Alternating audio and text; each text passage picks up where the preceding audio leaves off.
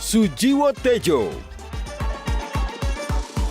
Effendi Ghazali, Titi Anggraini, JJ Rizal, Maman Suherman,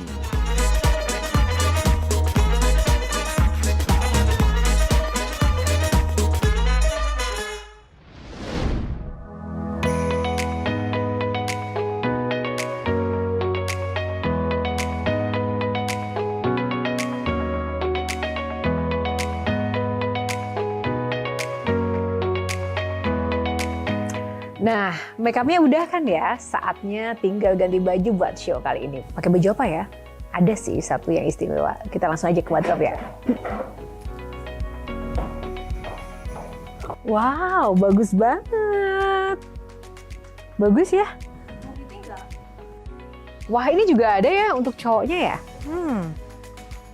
Ini juga dari sarung gajah duduk untuk kemeja pria. Dan ini untuk busana wanita. Nggak nyangka ya, ternyata kain sarung gajah duduk ini bisa dibuat dengan berbagai macam varian untuk busana baik pria maupun wanita. Selain bahannya juga adem, variannya juga banyak sekali motifnya. Dan ini pun bisa cocok untuk segala situasi dan juga acara.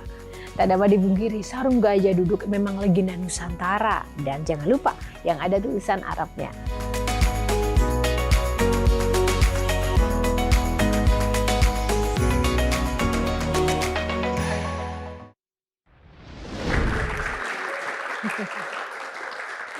Halo pemirsa, apa kabar? Jumpa lagi bersama saya Yohana Margareta dalam program unggulan Metro TV Q&A. Karena setiap pertanyaan selalu ada jawaban. Nah, kali ini kita akan menghadirkan bintang tamu spesial yang sudah dinantikan oleh seluruh rakyat Indonesia karena ia ini adalah nahkoda demokrasi ini jelang Pilpres 2024. Langsung saja kita akan panggilkan Ketua KPU Republik Indonesia, Bapak Hasyim Asyari. Lebih meriah lagi dong semangatnya, yeay. Pak Hasyim, apa kabar? Ini menarik sekali ya Pak Hasyim. Pak Hasyim tinggal menghitung hari Pilpres 2024, kemudian mencoba untuk mendekati Bapak begitu untuk kemudian ya berpihak ke kubu-kubu tertentu seperti itu. Alhamdulillah nggak ada ya. Masa Pak? Kalau yang ngajak diskusi banyak, tapi yang menentukan sikap kan kita sendiri. Nggak perlu diintervensi atau diarahkan dan segala macam.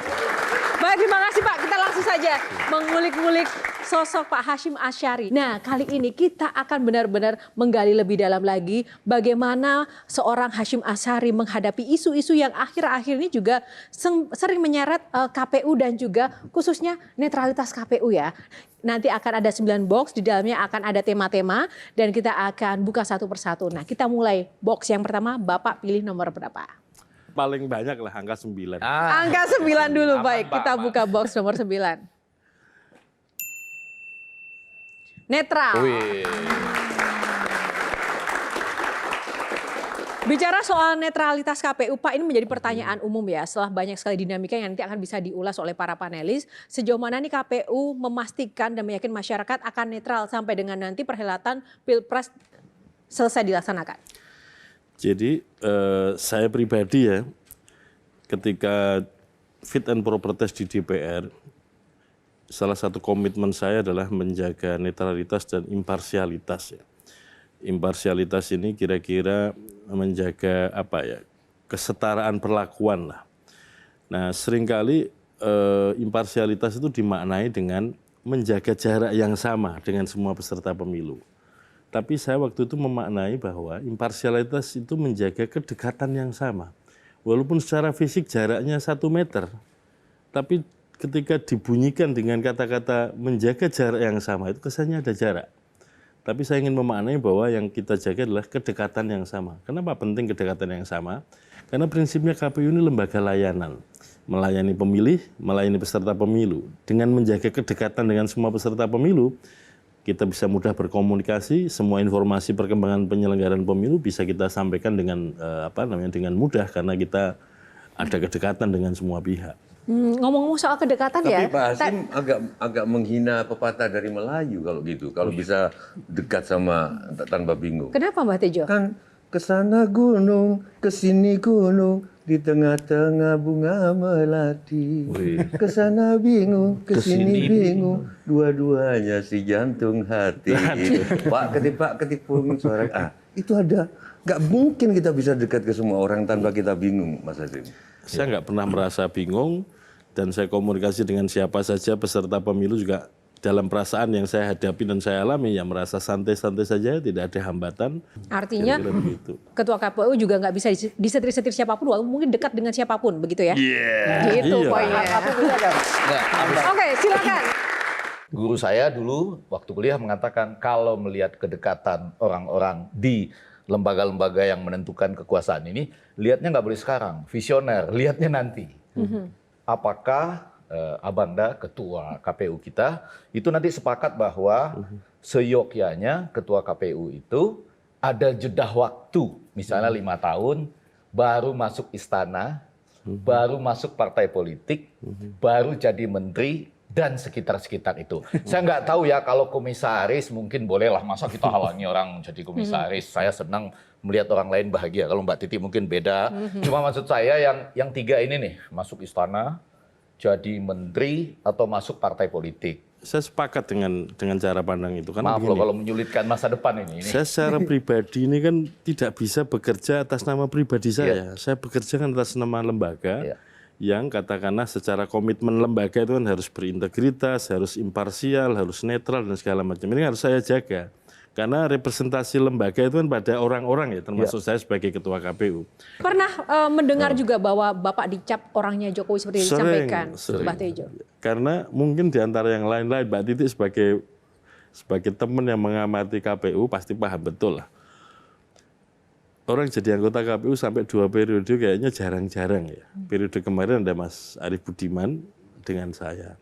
Kalau Mas Arief Budiman kan sudah full 1 periode lalu masuk 2 periode. Nah saya kemarin kan menggantikan almarhum sahabat saya Mas Husni Kamil Manik. Di periode 2012-2017 itu efektif saya 7 bulan. Baru dilantik 29 Agustus 2016, 23 September 2016 sudah mulai pendaftaran seleksi untuk periode 2017. Jadi saya full di situ. Dan kemudian mendaftar lagi, diterima lagi. Maka dengan begitu kan kesimpulannya pasti, oh ini dekat sama Pak Jokowi sebagai orang yang membentuk tim seleksi. Oh ini dekat dengan partai-partai yang ada di Senayan. Karena yang meloloskan 7 orang adalah partai-partai yang ada di Senayan. Objektifnya kan begitu. Iya, tapi saya mau lanjut nih Mbak tanya. Kalau tadi kan nanti bukan orang Jokowi ya Mas Hasyim ya. Tapi Ray Rangkuti itu suka bilang KPU tuh petugas Komisi 2 katanya. Contohnya ya soal keterwakilan perempuan susah 30% setiap dapil karena Komisi 2 nggak setuju. Revisi pencalonan soal mantan terpidana tidak dilakukan sampai hari ini walaupun sudah ada putusan MK karena Komisi 2 nggak setuju. Sebenarnya Komisi 2 yang penyelenggara pemilu apa KPU-nya nih Mas? Kalau kita baca-baca kenapa muncul rumusan norma seperti ini, karena undang-undang itu dibentuk oleh DPR dan Presiden. Sehingga ketika KPU sebagai pelaksana undang-undang mau membuat norma di dalam peraturan KPU itu setidak-tidaknya terkonfirmasi oleh para pembentuk undang-undang. Nah situasinya kan begitu. Sehingga ketika kita tanpa menempuh itu pun pernah kita coba. Di periode yang lalu juga pernah, periode ini juga pernah. Langsung membuat sendiri, kita bawa ke Kementerian Hukum dan HAM untuk dilakukan harmonisasi pengundangan ya ditolak. Karena dianggap unprosedural, harus mengikuti prosedur ke sana dulu, konsultasi ke DPR dulu. Dan begitu dibawa ke DPR, itu kan cara pandangnya adalah cara pandang ini mereka para pembentuk undang-undang. Sehingga ketika kita mengkonfirmasi rumusannya menjadi begini, dan ternyata mereka yang benar yang begini. Ini kan kebenaran politik yang ada di situ, tidak selalu kemudian katakanlah kebenaran akademik atau kebenaran hukum. Nah situasi yang dihadapi KPU itu sehingga sangat mungkin kalau ada teman seperti Ray Rangkuti itu membuat penilaian bahwa KPU periode ini katakanlah Mbak Titi ya fokusnya kok lebih tunduk kepada atau Komisi 2 karena ya situasi yang dihadapi selalu demikian. Dan faktanya tidak begitu Pak? Kalau faktanya enggak. Oke, baik. Pemanasan cukup dulu untuk box netral. Sebelum kita ke Kang Maman, kita buka box nomor 2 selanjutnya. Pilih nomor berapa?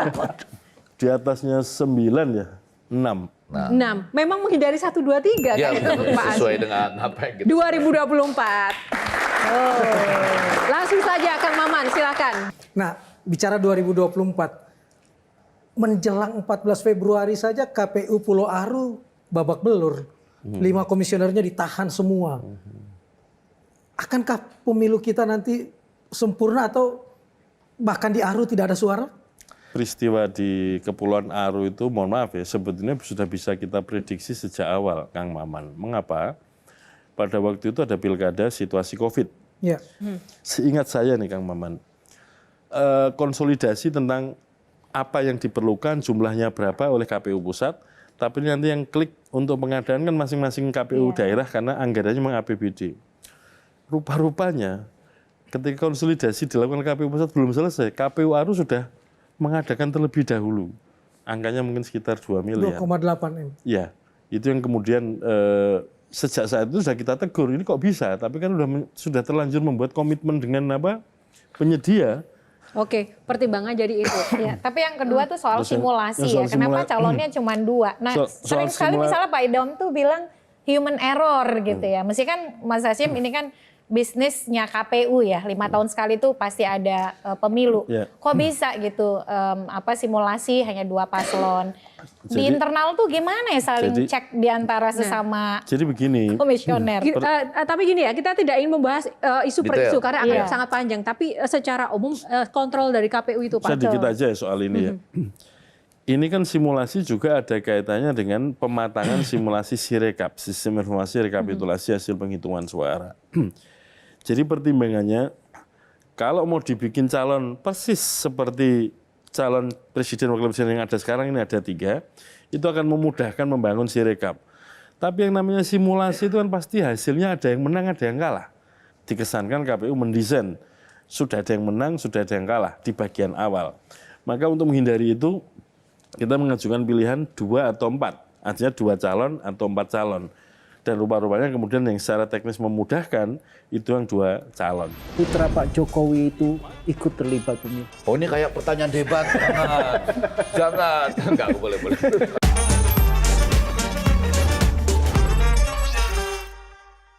Dipersembahkan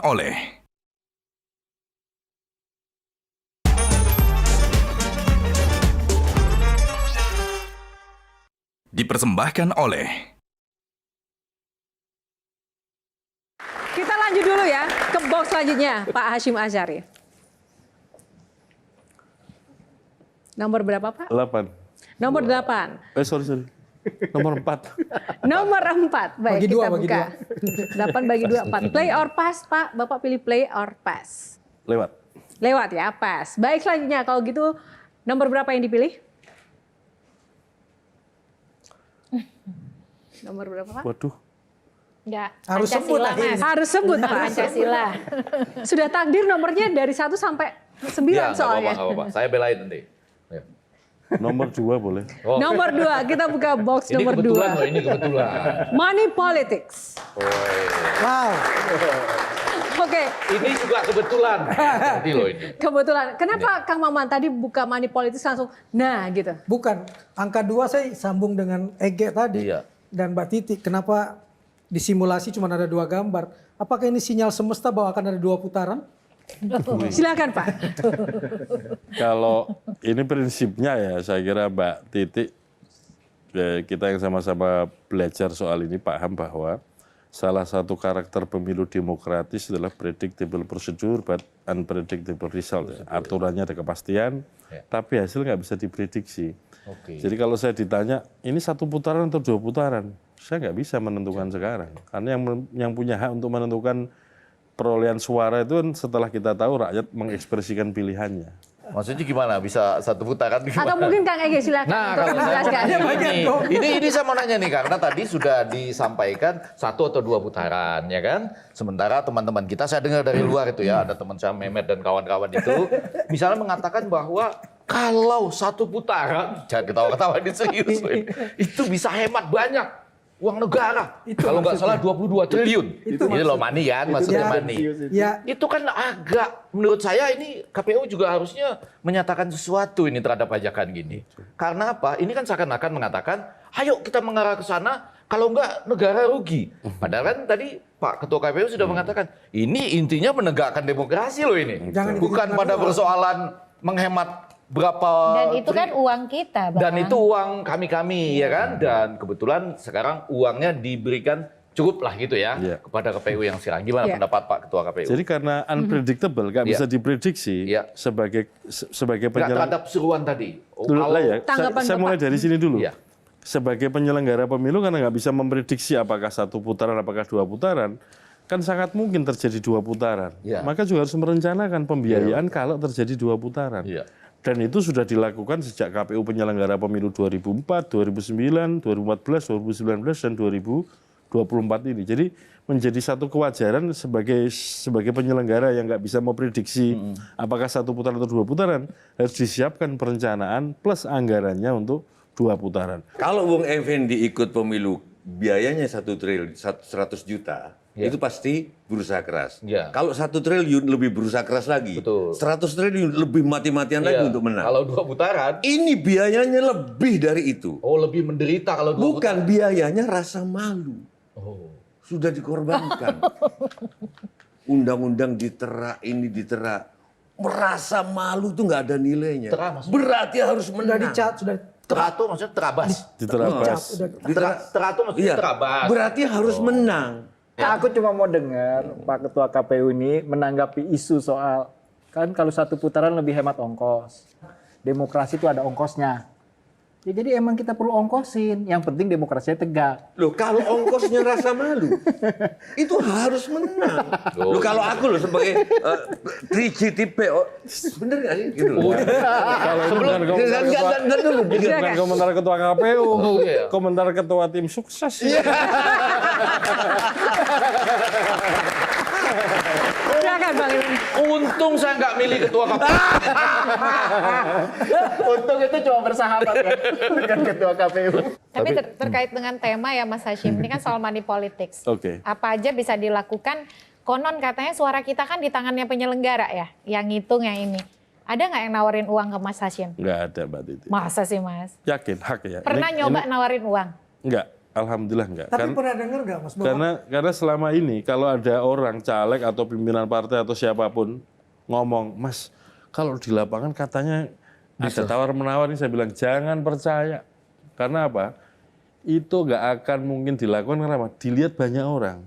Kalau misalkan ya penghitungannya di TPS menang si A, kemudian nanti ketika di tingkat kabupaten geser jadi si B, itu pasti nanti akan dikomplain dan akan balik ke si A. Prakteknya sudah ada. Aku mau lanjut ke Mas Tejo tadi, Mbah Tejo itu. Mau jadi Soal malu, bukan soal malu itu. Kenapa Bang Jiji? Apa perasaan yang terlintas waktu putra Pak Jokowi itu ikut terlibat pemilu? Oh ini kayak pertanyaan debat. Jangan. Enggak, boleh.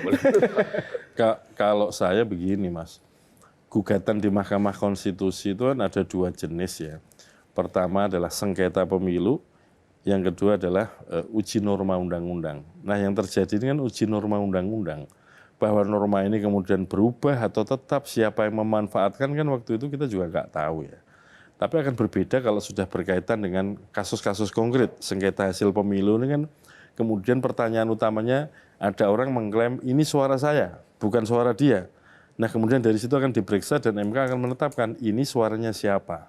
Kalau ini kan konkret kasusnya. Kalau yang ini uji norma, dalam pandangan kami KPU ini sebagai penyelenggara pemilu itu semata-mata sebagai pelaksana undang-undang. Oke, box nomor berapa silakan untuk Pak Hashim. Ini ketua KPU yang asli sebelah situ, maaf. Silakan Pak Hashim. Nomor 1. Nomor 1. Kita buka box nomor 1. Buka box 5. Kita buka box nomor 5. Box nomor 5.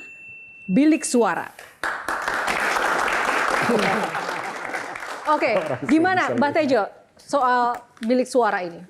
Yang berbau dengan bilik tadi, suara. tapi ada hubungannya dengan bilik suara. Kalau saya nari, Pak, kelihatan, Pak. Oke ya. Saya ini, tapi gerakan itu kelihatan, Pak. Tapi suara nggak kelihatan. Memang suara nggak kelihatan, tapi bisa didengar. Ya, tapi ini masalah penglihatan. Masalah kesaksian penglihatan. Nah kalau yang bisa disaksikan saja jelas-jelas keberpihakannya, misalkan pengerahan ini, pengerahan itu kan bisa disaksikan kan. Artinya sudah nggak ada rasa malu. Apalagi yang nggak kelihatan. Itu. Dari tadi Mbah Tejo menggarisbawahi rasa malu. Ada apa rasa malu dengan seorang Susilo Tejo? Suara begitu sudah masuk ke bilik suara, nggak kelihatan. Yang kelihatan aja pengumpulan ini, aparatur ini, itu kan sudah nggak malu. Ini aku nggak nyebut pasangan bisa 1, 2, 3 terserah gitu loh.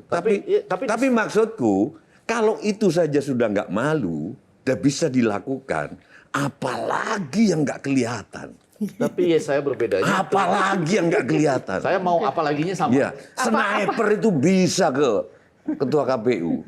Jangan. Loh, sniper hati, sniper. Kan banyak. Enggak, tapi maksud saya kalau dalam komunikasi politik malah terbalik, ya kan? Apa saja itu kasat mata kelihatan. Pengerahan ini kelihatan, pengerahan itu kelihatan. Yang penting nggak ada suaranya. Itu bisa seperti itu, Pak. Yang penting nggak ada suaranya di televisi, itu justru nggak ada suaranya di media sosial, nggak ada suaranya di mana-mana. Itu aman, Ya. aman. Silakan Bang Jeje. dalam tradisi budaya orang Jawa itu yang Mas Tejo ngomong kenapa berulang-ulang tuh malu. Bukan malu. Ya. Memang ada tradisi yang disebut ora elok itu. Ora elok. Nah, ora elok itu. Ora Nah, pantes. ini Mas Tejo mau ngomong ini semua serba ngablak sebenarnya. Bersuara atau nggak bersuara, semua itu ngablak gitu. Sudah Jadi Bukan J. oh, bukan. Yang dihadapi oleh Pak Hasim Ya. adalah suatu hal yang modalnya udah paling gede di dunia. Di atas nggak ada, yaitu rasa malu. Sudah dikorbankan. Beliau, karena ini temanku, berhadapan dengan itu. Bagaimana kemudian Pak Hasyim menampik segala tantangan yang tadi disampaikan oleh Mbah Tejo? Saya tidak, Dan tetap kokoh berdiri. Saya ada dua hal ya. Mohon maaf ya, istilah yang sering digunakan itu, pemilu ini ada aspek pasal, ada aspek pasar. Nah kalau aspek pasal dan itu dianggap katakanlah pelanggaran, ada saluran-saluran untuk katakanlah pengaduan atau komplain-komplain ya. Nah kalau soal pasar, mohon maaf, kalau saya pribadi ya, rakyat kita ini cerdas, bukan rakyat yang bodoh atau tidak tahu. Karena pengalaman begini, seperti yang di topik sebelumnya, kalau saya ngobrol dengan teman yang saya kenal atau naik taksi atau dengan orang yang saya nggak kenal, di pemilu-pemilu sebelumnya saya tanya, dapat amplop berapa Mas? Untuk pemilu yang ini, misalkan DPR RI atau DPRD Provinsi, dapat 4 Mas. Gimana caranya dapat amplop? Nah, tim sukses saya kan tetangga sendiri, ngasih fotokopi KTP, saya dikasih amplop. Oke, pertanyaannya, di antara 4 orang yang ngasih amplop tadi itu, akhirnya Mas milih siapa? Saya milih yang lain Mas, karena saya sudah punya pilihan sendiri. Maksud saya apa? Kita nggak boleh meragukan kecerdasan masyarakat hanya karena giringan atau karena amplop atau karena money politik lalu kemudian mudah terpengaruh. Saya kira kita juga harus menghormati kecerdasan masyarakat dalam memilih. Baik. Pada data yang bocor dan nggak selesai, ketimbang kita pakai data sistem yang sudah dipakai di mana-mana di dunia misalnya.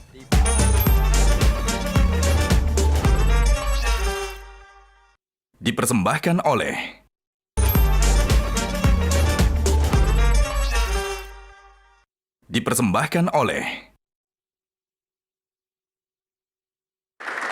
Kita lanjut ke next box. Terima kasih untuk rekan-rekan audiens dan panelis yang sudah bertanya untuk box kali ini. Kita lanjut ke box nomor berapa selanjutnya? Kotak nomor 7. 7, kita buka 7. Quick count. Pak Hasyim, bicara soal quick count, kita akan kemudian yang paling ditunggu adalah bagian dari hasil penghitungan suara. Nah, banyak sekali kemudian kampanye-kampanye atau mungkin isu-isu yang mungkin meresahkan. Wah, ini bisa saja nih sudah ada di setting dari sisi teknologinya, di setting yang menang calon A, B atau C begitu. Rumor-rumor seperti ini tuh seperti apa, Pak? Apakah memang benar bahwa hasil penghitungan suara itu bisa disetting? proses penghitungan suara pemilu, kemudian proses penghitungan hasil suara pemilu, kemudian rekapitulasinya sampai tingkat nasional, itu dilakukan secara manual di undang-undang kita, tidak dilakukan secara digital ya, atau menggunakan quick count dan segala macam. Dan jangka waktunya mulai dari penghitungan suara di TPS sampai dengan rekapitulasi penetapan hasil pemilu nasional menurut undang-undang itu paling lambat 35 hari. Dan kalau dalam jadwal sekitar tanggal 20 Maret 2024 sudah ada penetapan hasil secara nasional. Dan nanti di pemilu 2024 kita menyiapkan Sirekap, sistem informasi rekapitulasi hasil penghitungan suara, itu sebagai alat bantu untuk memudahkan publik bisa mengetahui apa hasil hitungan KPU. Kan ini beda dengan hitungan yang dibuat oleh lembaga-lembaga survei, kan itu kan survei. Kalau ini kan real count, karena yang dihitung adalah hasil penghitungan dari TPS. Dan bisa lebih cepat, karena kan tadi durasinya maksimal 35 hari yang manual. Itu yang digunakan. Jadi sifatnya alat bantu untuk memudahkan publikasi saja. Mengapa ini penting? Supaya juga untuk mengontrol. Ketika proses-proses manual ini, mohon maaf ya, sering istilah yang di pasaran itu, apakah suaranya menguap apa enggak, geser apa enggak, itu bisa kita pantau, bisa kita tracking dari hasil plano yang diunggah di Sirekap. Karena itu kan bisa dibaca, bisa diakses siapapun, dan bisa di-download. Silahkan, Boleh. Bang Ege ini. Quick count itu biasanya di negara-negara yang memang penghitungannya nggak quick ya. Karena itu dibutuhkan quick count. Kalau di negara-negara yang quick, ya sudah real count gitu ya. Nah yang terjadi dengan kita kan, ini saya malah agak khawatir ketika misalnya, saya ngebayangin nih pas Pak Ketua KPU duduk di sana, di belakangnya ada tulisan gajah duduk gitu ya. Itu kan sebagai tokoh besar, tokoh nasional yang menentukan siapa kepemimpinan kita selanjutnya. Kemarin tiba-tiba ada data bocor misalnya ya. Lalu dijawabnya itu santai betul. Toh yang dipakai nanti adalah penghitungan manual. Misalnya. Kan tadi kita sepakat IT sama dengan lebih cepat, lebih akurat, lebih aman. Karena itu, ini bukan quick count, rekapitulasi elektroniknya begitu, itu memperkuat dalam sebelum, kalau bisa dia sebelum 35 hari dong ya. Saya tuh agak bingung tuh yang suka demikian-demikian itu. Apalagi datanya sudah bocor gitu. Nah kalau dijawab, loh nanti kan penghitungan manual yang dipakai. Lah, saya kan ngebayangkan, ini kita mau ke IT gitu ya. Kalian belajar kan, kalau IT itu lebih cepat, lebih akurat, lebih aman gitu. Atau dari awal bilang nggak usah ada IT sama sekali, kita pakai manual dan kita percayai sepenuhnya gitu. Ketimbang kita tanggung-tanggung gitu. Bagaimana Pak Ketua menjelaskannya? Ini kan ikhtiar untuk mempercepat publikasi. Karena kenapa nggak pakai blockchain sekalian misalnya? Ya kita ini kan soal kepercayaan publik ya. Soal penggunaan IT kan soal kepercayaan publik, bukan soal mampu atau tidak mampu. Tapi sepanjang saya ketahui problem di kita ini soal kepercayaan publik. Saya agak lancang satu pertanyaan lagi. Jadi publik lebih percaya pada data yang bocor dan nggak selesai ketimbang kita pakai data sistem yang sudah dipakai di mana-mana di dunia misalnya. Nah jadi pada dasarnya kalau soal penggunaan IT ini soal kepercayaan publik. Dan di undang-undang kita soal penghitungannya memang secara manual.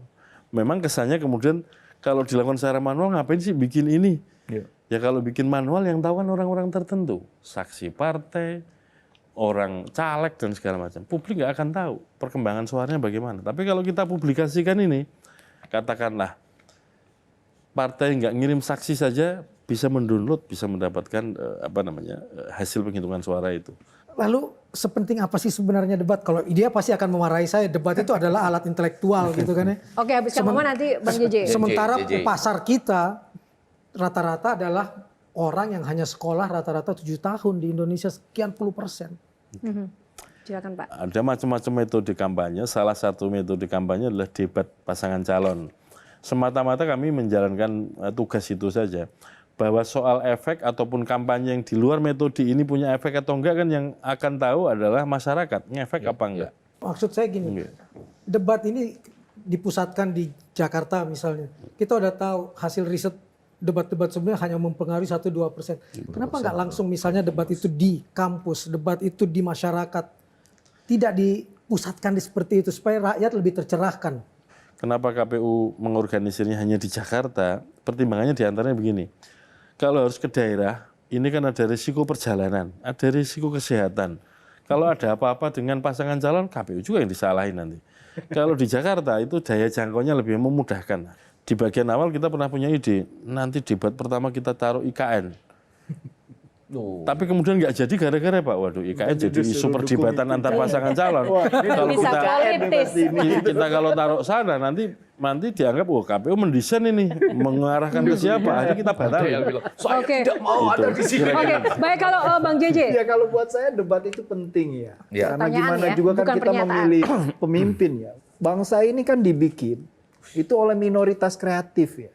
Artinya orang yang punya pikiran gitu. Punya imajinasi Punya tentang masa depan. intelektualitas begitu. Jadi kalau dia ikut kontestasi sebuah bangsa yang diwariskan oleh dan dibikin oleh para pemikir, terus dia nggak bisa mikir, itu kan cilaka. Ini bola lambung saya suka. Karena saya berharap capresnya adalah juga pemikir. Nah, cuma persoalannya adalah dalam debat itu kita bisa melihat misalnya fungsi dari panelis. Oke, jadi Itu. yang menanyakan saya lagi nih. Bukan, fungsi dari panelis. Satu menurut Umpan saya lambung. panelisnya kriterianya. Apakah dia harus seorang akademisi? Apakah tidak ada kriteria intelektual Lain, publik ya. misalnya Kalau town begitu? hall meeting bisa Atau warga kota. orang-orang yang punya wawasan terhadap masalah-masalah yang esensial yang ingin ditanyakan. Misalnya lingkungan hidup, HAM gitu. Yang belum tentu seorang akademisi punya pengetahuan dan kedekatan terhadap isu itu sangat kuat begitu. Sejarawan sudah ada ya. Saya membayangkan debat capres yang terakhir itu, debat kelima atau debat ketiga antar capres, ada 3 capres, masing-masing di belakangnya mungkin cuma 30 lah ya. Kalau nggak di belakangnya ya di antara undangan, ada undangan juga mungkin 30 begitu. Hanya ada tepuk tangan di awal dan di akhir acara. Terima kasih KPU, sekarang lampunya sudah redup ya di antara para penonton dan undangan. Kemudian kalau ada iklan, mohon maaf pada stasiun televisi tetap ada iklan di awal dan di akhir saja. Toh bola bisa demikian, pertandingan sepak bola bisa demikian. Masa debat presiden kalah sama pertandingan bola? Jadi kita bisa menyaksikan iklan dulu, lalu dibuka oleh moderator ya, ketua KPU buka, kemudian 1 jam penuh. 3 calon presiden ini berbicara, ditanya ataupun langsung debat. Kemudian nanti diakhiri ya, baru ada tepuk tangan. Jadi tepuk tangan hanya boleh di awal dan di akhir. Mereka saling bersanggahan. Dan kemudian panelis, termasuk tadi ya, mungkin ada tokoh-tokoh masyarakat, bukan hanya Harus bisa akademisi. bertanya langsung. Namun panelis ini diberi kesempatan bertanya langsung. Apa yang dikhawatirkan dari panelis? Sementara pertanyaan yang lebih tajam itu muncul dari para capres. Yang saling attacking. Jadi para panelis ini ketimbang kelihatan seperti mengundi undian Piala Dunia U17 itu yang dengan itu lebih baik mereka apakah cuma 6 atau kalaupun 12 diwakili oleh temannya, dia langsung bertanya kepada para calonnya. Jadi kita mudah-mudahan 1 jam itu betul-betul utuh menyaksikan 3 capres berdiri dan berdebat sampai habis, diawali tepuk tangan di awal dan di belakang. Jadi pembawa acaranya, moderatornya juga tidak habis napasnya untuk tenang ya gitu ya. Jadi kita benar-benar, dan stasiun televisi dapat itu. Betul nggak bahwa kalau pertandingan voli antar kampung gitu, kalau sesama kelompok Karang Taruna itu gampang Pak Azim. Yang menarik adalah, yang susah adalah kalau bertanding sama panitia. Nah mungkinkah pemilu 2024 ini sementara kontestan sebelumnya bertanding dengan panitia? Gitu aja lah pertanyaan gue. Kita kan sama-sama orang-orang beragama Pak. Ya. Tapi kenapa jadi memberhalakan kampus? Kampus sekarang udah jadi berhala. Ya. Universitas itu padahal universitas itu miniatur dari universe. Yes. Itu kan publik. Orang yang hidup kayak aku, kayak orang hidup di universe, bukan di universitas yang model. Panelis dari orang yang hidup di dunia, bukan di kampus ya. Mungkin 3. Setuju. Cuman jangan saya orang sibuk. Saya sibuk banget. Baik, Gitu. terima kasih. Berikanlah kekuasaan kepada saya, yaitu kekuasaan yang nggak pernah diberikan kepada orang lain.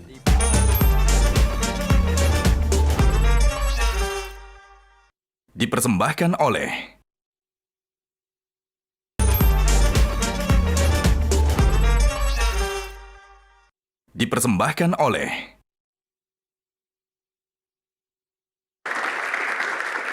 Nah, sekarang pertanyaan Mbak Tejo tadi, 2024, ini gimana nih pertandingannya, apakah benar di pertandingan dengan panitia itu kan lebih sulit ya daripada pertandingan kayak bola antar kompetitor begitu. Ya memang panitia harus kokoh, Mbak.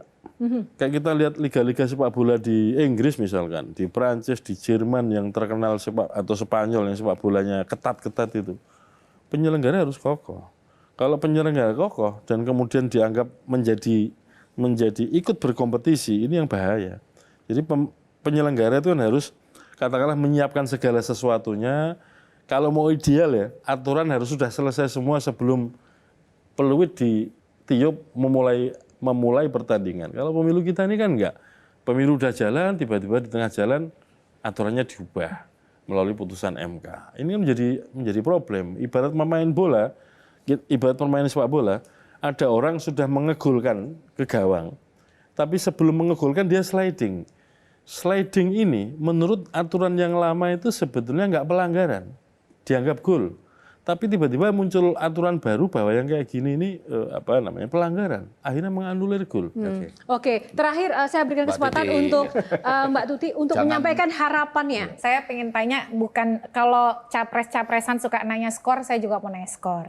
Ini saja menilai kinerja sejauh ini KPU menyelenggarakan pemilu 2024 itu dari skala 1 sampai 10, mau kasih skor berapa? Itu nanti dulu Mas. Enggak, maksudnya sekarang dibanding yang sudah-sudah gitu. Yang sekarang aja lah gitu. Yang sekarang aja, yang sekarang. Nanti tapi deh. Itu nggak fair pertanyaannya. Oh, nggak Masa apa-apa. orang disuruh menilai dirinya sendiri? Nggak apa-apa, karena Mas Hashim kan punya komparasi dan ekspektasi. Pernah. Ya Dari pernah beberapa. dan pasti punya ekspektasi maunya kan 10. Tapi sejauh ini Mas Hashim menilai perkembangan penyelenggaraan pemilu mau kasih skor berapa? Oke, singkat saja. Kalau angkanya 1 sampai 10, saya memberi skor 7. Oh, salah 3. Bukan. Ada yang belum tercapai. Jadi kalau kemudian saya kasih sekarang ini 9 atau 10, KPU periode berikutnya lebih berat bebannya. Iya. Baik, terima kasih. Baik, Pak Hashim Asyari, yang terakhir saya tahu tugas Bapak sebagai Ketua KPU Republik Indonesia tidak mudah. Sebagai nahkoda demokrasi kita banyak sekali tantangan yang harus dihadapi. Yang pertama Pak, apa sih yang selama ini Bapak tanamkan atau katakan pada diri Bapak untuk tetap menjadi pribadi yang kokoh dan juga teguh dalam menjalankan tugas? Yang paling enak itu jadi diri sendiri, Mbak. Seperti apa jadi diri sendiri? Maksud saya begini, ini persepsi saya. Mbah Tejo, Mas Effendi Ghazali, Mbak Titi, Mas Rizal, Kang Maman bisa buat penilaian. Tapi saya merasa saya ini mudah bergaul, mudah berkomunikasi. Tapi tidak kemudian itu menggoyahkan prinsip yang saya pegang. Jadi kalau dalam konteks kepemiluan, yang saya pegangkan prinsip apa yang diatur di undang-undang, itu aja. Tapi bagaimana kalau ada orang minta ini, minta itu, tinggal kalau kita komunikasikan. Ini norma ini yang bikin bapak-bapak, ibu-ibu sendiri. Ya sudahlah. Yang bikin norma kan partai-partai di DPR. Kalau minta ini, minta itu, nah kenapa dulu gak dibikin begitu? Saya ini hanya menjalankan ini. Tapi bagaimana cara kita mengkomunikasikan untuk mengatakan tidak, itu menjadi sesuatu yang penting. Supaya orang mau menerima tentang sikap kita sebagai pribadi maupun sikap sebagai lembaga. Yang kedua, bagi saya Mbak, hidup ya gini-gini aja. Karena pada dasarnya saya sudah pernah ngomong juga di Q&A sebelumnya. Kecenderungan orang itu dua menurut Eric Fromm ya. To be and to have. Pengen menjadi sesuatu dan pengen memiliki sesuatu. Nah kalau saya di hati, perasaan, pikiran saya sudah merasa cukup ya, udahlah jadi ketua KPU udah top misalkan. Makan saya sehari juga masih seperti di pondok dulu, sehari 2 kali, kadang-kadang kalau lebih dari itu malah sakit perut. Itu kan saya nggak pengen yang lain-lain, maksud saya pengen punya ini, pengen punya itu, dan seterusnya. Tidak ada obsesi dan ambisi? Ya biasa-biasa aja Mbak, jadi anggota KPU juga daftar, kemungkinan daftar itu ada 2, lolos atau enggak kan. Kalau lolos alhamdulillah, kalau enggak ya biasa-biasa aja. Cita-cita yang belum tercapai dan ingin dicapai apa sih Pak? Masuk surga Mbak, belum pernah. Terus kemudian selanjutnya? Kenapa Mas Hashim sangat terobsesi pada doa Nabi Sulaiman bahwa kekuasaan harus direbut? Kekuasaan itu boleh direbut apa enggak sih? Nah sering orang tanya, kalau boleh ada dalilnya enggak? Sering kali orang tanya, ada dalilnya enggak? Pernah saya tanyakan pada guru saya dan dijawab, kekuasaan boleh direbut. Dan ada dalilnya di surat As-Sod ayat 35, itu yang kemudian sering digunakan atau sering disebut oleh para ulama, itulah doa yang dibaca Nabi Sulaiman. Sehingga kekuasaannya kan macam-macam kan, kekuasaan ilmu, kekuasaan dalam arti politik, dan arti yang lain. Di surat As-Sod ayat 35 itu bunyinya kira-kira begini.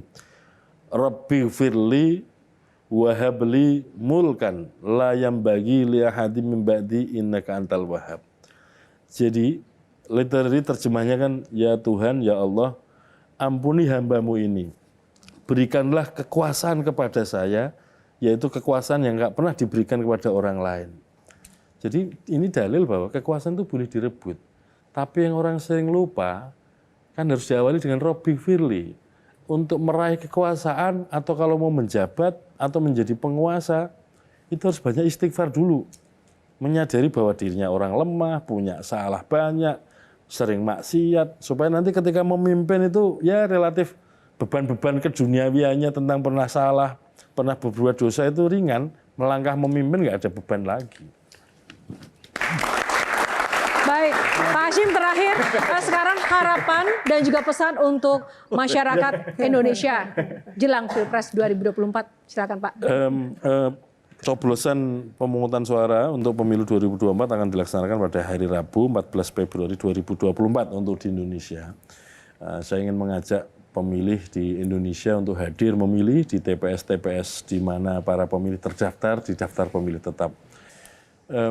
Pemilu ini bukan semata-mata tanggung jawab KPU, bahwa KPU diberikan tanggung jawab untuk menyelenggarakan ya, tetapi pemilu ini menjadi tanggung jawab banyak pihak. Saya sangat menyarankan setelah nyoblos jangan pulang. Karena apa? Untuk tetap memastikan proses penghitungan suara dan seterusnya itu terpantau dan kami bersikap terbuka, siapapun yang ada di situ bisa memvideo, bisa memotret proses pemungutan maupun penghitungan suara dari awal sampai akhir. Jadi di formulir-formulir plano yang dikasih catatan tally, ini sah untuk partai apa, untuk calon yang mana, semuanya kita buka. Semuanya boleh merekam, boleh memfoto, supaya jadi pembanding dan menjadi kontrol proses-proses pemungutan suara supaya kita transparan dan akuntabel. Baik, tepuk tangan. Sedikit saja. Sedikit cuma mau bilang, Pak Hashim itu kan tadi ditanya Mbah Tejo tentang kekuasaan itu harus direbut. Dan percaya itu dari cerita Nabi Sulaiman ya. Dan KPU itu adalah petugas demokrasi sebenarnya. Dia yang membuat demokrasi itu ketemu hakikatnya, yaitu forum berpikir dan yang disebut di pembukaan undang-undang tugasnya mencerdaskan kehidupan bangsa. Bisa gak rebut itu untuk melaksanakan tugas yang diamanahkan untuk mencerdaskan kehidupan bangsa. Iya. Baik, terima kasih. Tepuk tangan sekali lagi untuk bintang tamu kita, Pak Hashim Asyari. Terima kasih pemirsa, Anda juga sudah menyaksikan Q&A pada episode kali ini. Dan tak lupa untuk Sarung Gajah Duduk, warisan Nusantara yang ada tulisan Arabnya yang juga mendukung terselenggaranya Q&A pada edisi kali ini. Semoga menginspirasi Anda dan jangan lupa ya, ayo kita terlibat dalam demokrasi atau pesta demokrasi 2024 nanti. Tetap semangat selalu karena Q&A akan selalu hadir setiap hari Minggu dan kita akan tunggu episode menarik lainnya. Karena setiap pertanyaan selalu ada jawaban. Terima kasih Pak, terima kasih Pak.